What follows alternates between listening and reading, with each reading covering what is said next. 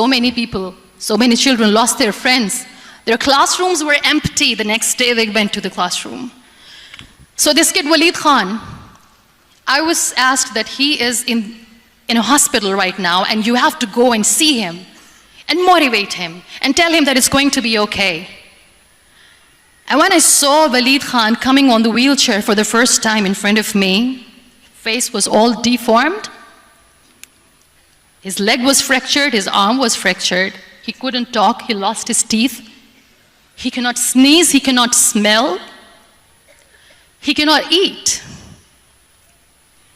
And I kept thinking, what should I say?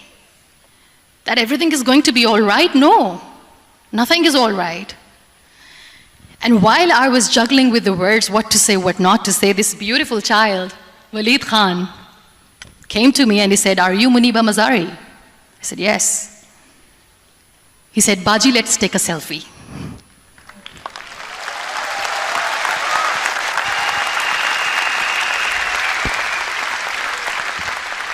And with that beautiful, toothless smile of Walid Khan, we took that beautiful selfie that I still have with me. I don't share that here because he was in a very bad shape that time. And that is where I realized that when I was thinking too much about his deformities, he's happy with himself. He doesn't even care. Because today he goes in the same school, and when somebody asks him that what happened to your face, why so many scars, you know what he says? "These scars are my medals and I wear them with pride."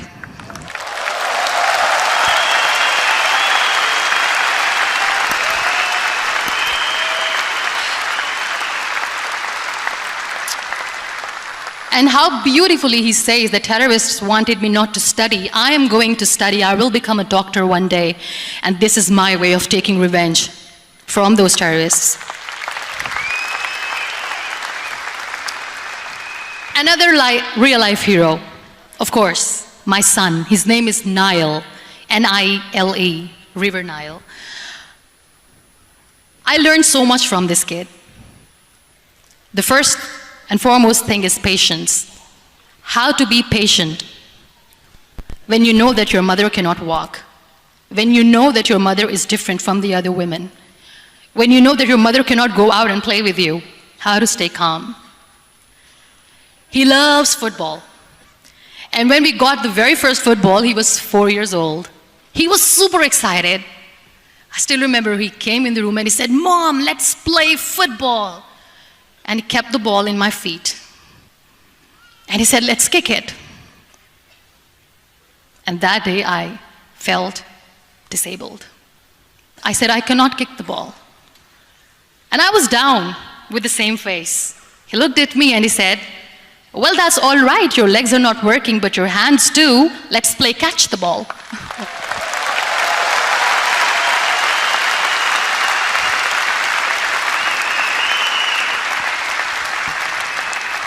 You know what? That day he made me realize that when you think your glass is half empty, come on, your glass is half full.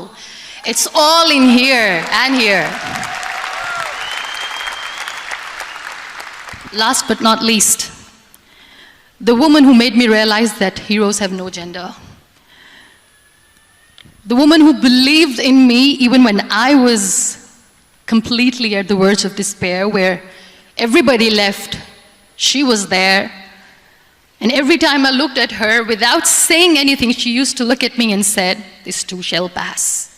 God has a bigger plan. And one day you will say that, oh my God, that is why God has chosen me." She never cried in front of me.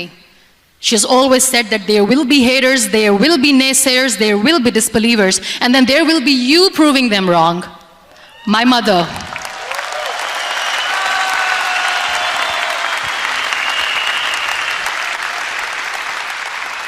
Whatever I am today, I'm nothing without her. I'm nothing without her. Thank you, Mama. I wish you were here. Thank you for making me who I am today.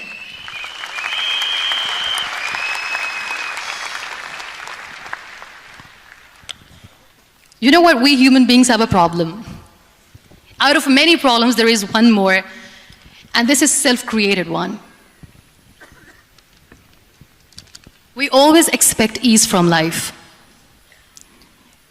We have this amazing fantasy about life. This is how things should work. This is my plan. It should go as per my plan. If that doesn't happen, we give up. So my dear friends, let me tell you one thing. I never wanted to be on the wheelchair. Never thought of being on the wheelchair. I was always aspiring to do bigger things, but had no idea that for that I have to pay the price to be where I am today. It's a very heavy price. This life is a test and a trial, and tests are trials are never supposed to be easy. So when you are expecting ease from life, and life gives you lemons, then you make the lemonade, and then do not blame life for that, because you were expecting ease from a trial. Trials make you a stronger, better person. Life is a trial, and with time you realize that.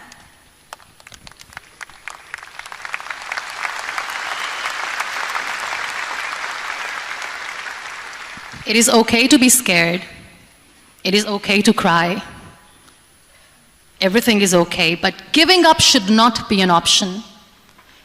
They always say that failure is not an option. Failure should be an option, because when you fail, you get up, and then you fail, and then you get up, and that keeps you going. That's how humans are strong.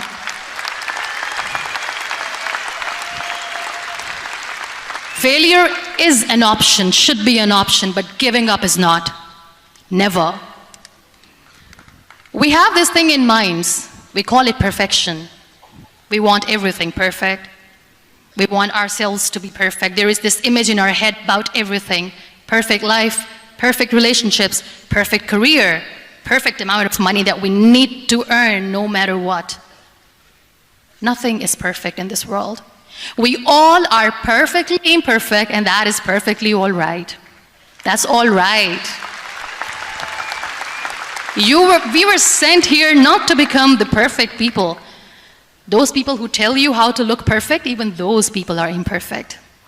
Trying to fight this fear of looking imperfect. I used to be perfect. I still remember. I got this compliment years ago when I used to walk. Oh my God, look at you. You're fair, you're tall, you're perfect. Look at me now. You're still perfect. Only the perfect eyes can see that. Only the perfect eyes will see that. Only the perfect eyes will see that. So yes, in all those imperfections, you have to listen to your heart. You don't have to look good for people. You don't have to be perfect just because other people want you to be perfect. If your soul is perfect from within, that's all right. This is all what you want. This is all what you need to be.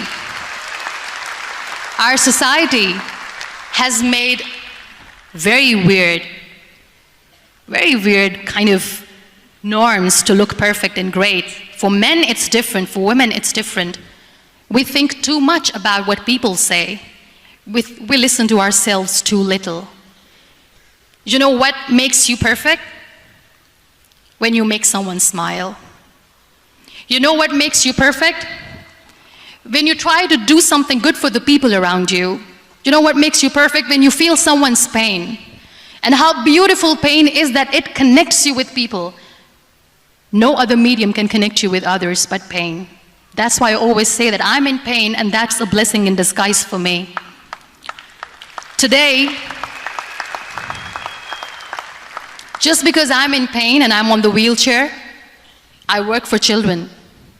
Being the head of CSR for a company, we conduct medical camps in far-flung areas of Pakistan where so many kids die because they don't have medical facilities. And I personally believe just because they cannot afford to live doesn't mean we'll let them die. So we give them money, we give them medical treatment, we try to heal their wounds, physical and emotional. And I also work for the beautiful people, we call them third gender, the transgender community of Pakistan. You know what connects me with them? all my imperfections. When I go and I hug them, they never judge me. And this very good friend of mine, her name is Bijli. Bijli means electricity. She calls herself electricity. And I said, are you electricity? She says, no, I'm lightning. I'm as strong as lightning. Because we have very bad power outage, so she doesn't want me to call her electricity. So she says, I am very strong. I'm thunder, I'm lightning. She came to me, and the first time I hugged her, she said, you are just like me. And I said, yes, I am like you. Because to people, we are so imperfect. So how beautiful these imperfections are, that because of these imperfections you can connect with people. Then why are we all running after being perfect? What's the point?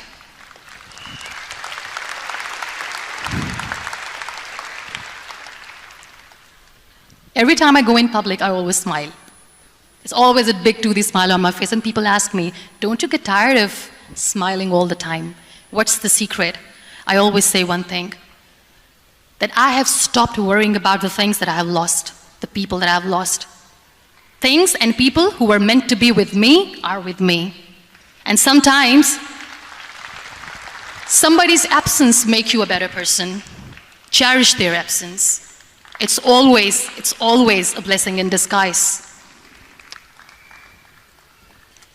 I always say that people are so lucky they don't even realize. You must be thinking, okay, you're lucky in what sense? Well, the breath that you just took was a blessing. Embrace it.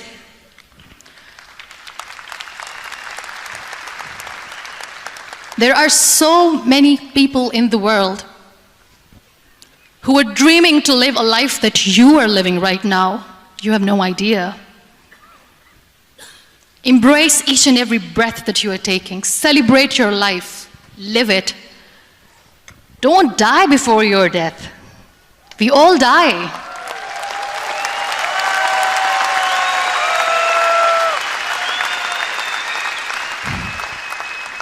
We live this one routine of a day for 75 years and we call it life. No, that's not life.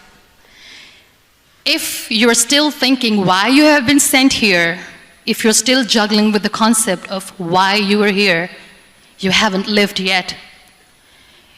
You work hard, you make money, you do it for yourself. That's not life. You go out, you seek for people who need your help, you make their lives better. You become that sponge which can absorb all the negativity, and you become that person who can emit beautiful, positive vibes. And when you realize that you have changed someone's life, and because of you, this person didn't give up, that is the day when you live. Always.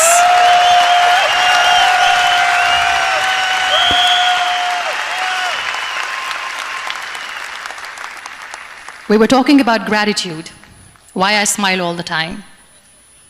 I cry all night when nobody sees me, because I'm a human and I have to keep the balance. And I smile all day because I know that if I will smile, I can make people smile.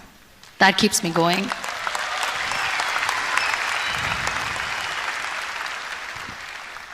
Be grateful for what you have, and you will always, always end up having more.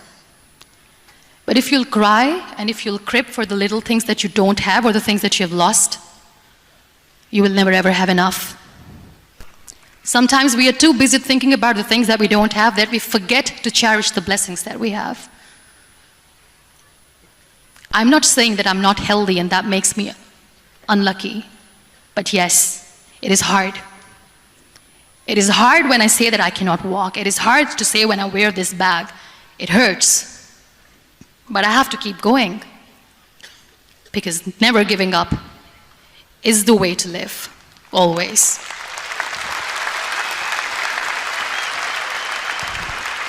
So I'll end my talk on a very short note.